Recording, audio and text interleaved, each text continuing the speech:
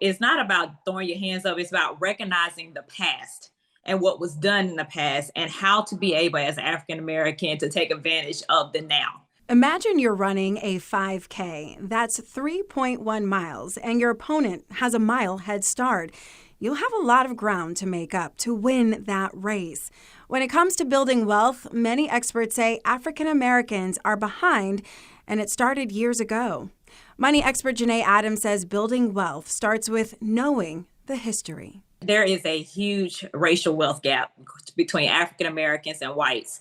And that has been exploded earlier, not just starting with slavery at all. It's really starting in the 1900s. So when you look at the GI Bill, which made a lot of promises to the soldiers that went over there, when African American soldiers came back, they got none of those promises. They did not get the better jobs. They did not get the mortgages that they were promised. And so that's where the wealth gap, the racial wealth gap really exploded. And so what was going on right now is it's catch up time.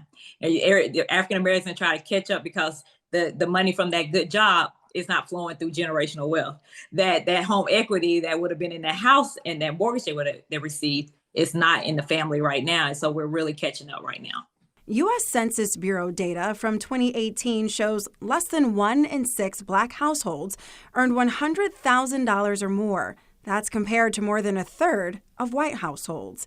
So how do Black families catch up and build and sustain generational wealth? To answer that question, we first need to know what it is.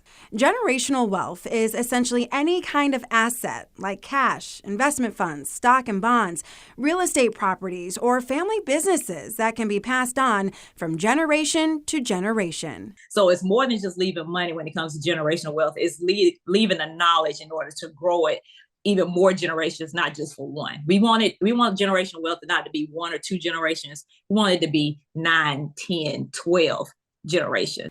Adam shares some tips on how to start building wealth, starting with education. To start with the younger people. And so if you're someone, I don't care if you have sons and daughters or nieces and nephews, but making sure that they're on a path to go into the least amount of debt as possible. African Americans borrow the most money when it comes to student loans, especially African American women. So if we can go ahead and stop that trend right now, guess what? When they get out of college with the least amount of debt and they get that salary, they use that salary to their advantage. So we're actually starting a new basically line of wealth with these young people. And that's what people my age, people who are grandmothers, that's something that you can feed back into them now to start that lineage right now of a generational wealth. Next, let's talk about investments, which can be scary for some people. Investing can be putting your money into the stock market or buying real estate. Definitely investing is another way to grow wealth within the African American community. And I believe that in the past, we haven't had the knowledge because it hasn't been shared with us, but we're starting to get more African American financial advisors now. And so we're able to get into real investing, such as mutual funds. As far as investing for African Americans, it definitely needs to be looked at first and foremost as your 9 to 5. So your 401k, you need to have at least up to the company match.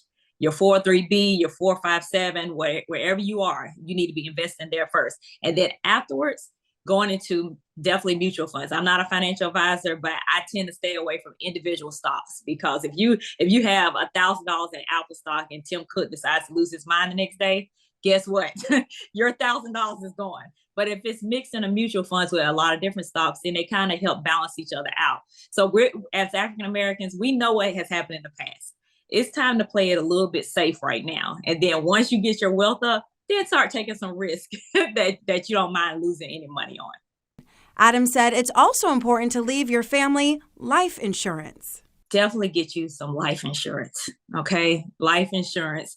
Millionaires are made out of life insurance, okay? You put your family in a deeper hole if you pass away and they got to use the money to pay for the funeral, or they don't have the money for the funeral. They have to pay for the house. Now they lose the house.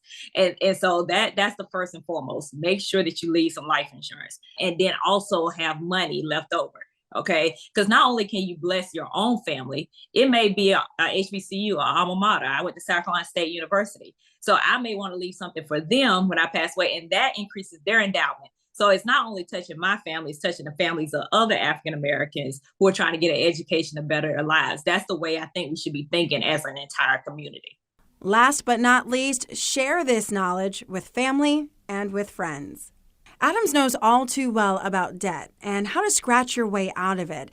In one phone call, she says she lost her job and found herself deep in debt. But I personally paid off $50,000 of debt in 2 years. Rewind. But I personally paid off $50,000 of debt in 2 years. After losing her job, Adams and her husband had to quickly figure out how to get out of debt and back on solid financial ground. Once I was laid off, it went 4 months of survival until I was able to receive another job. But once I received that job, that's where the strategies came in to pay off the 50 grand of debt. Getting through that financial nightmare, she decided it was time to live her dreams. And so I had a dream sheet that I wrote down my short-term, intermediate, and long-term dreams, put those down. And those is what I focused on for those 2 years. And even today, because I still have 10 to 15-year goals.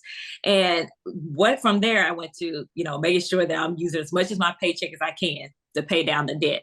So taking care of all the needs of the household. And from there, any extra money went to the payment to the car, which was $25,000, but the car payment was $400. So anything extra went to the principal. And then the same thing with the student loan. It was $25,000 too. So it was just 2 different debts. It wasn't credit cards. It wasn't anything else. It was 2 debts that were just major. And anything that I found extra money, working an extra job, teaching tennis, all that money got piled onto those principal, those payments. And that's how it started to pay off a lot quicker. The Dream Sheet helped get the whole family on board when it came to finances. And it wasn't as hard as you might think. When everybody puts their dreams in that one place, this is what we're working for. So if you have a spouse as a husband who loves a certain team, they put on their dream sheet within 6 to 12 months, I want to sit courtside, or I want to sit in the middle of the field. All right. That's what we're working towards. We're going to save money towards that. And what it does, any money they come across, they're like, okay, put this in there. I found this money. I won this money here. Put that in there. And it just gets everybody on board, even the children. So I tell people, if you have a 4-year-old at home, they get a dream on the dream sheet. Because in 3 to 5 years, and that's the intermediate, if they want to go to Disney for their birthday, the next time they're in one of these stores, and they ask for a toy, you say you want that toy or you want to go to Disney. And they'll pick Disney each and every time. Now she's traveling the world to help others do the same.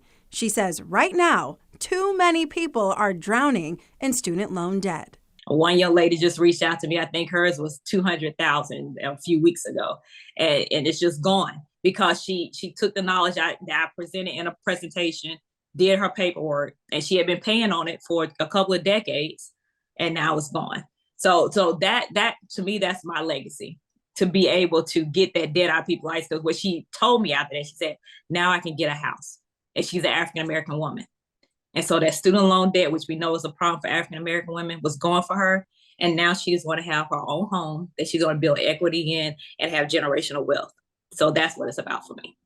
No matter what your financial situation is, no matter how much you're robbing Peter to pay Paul or changing your due dates, Adams says there is hope.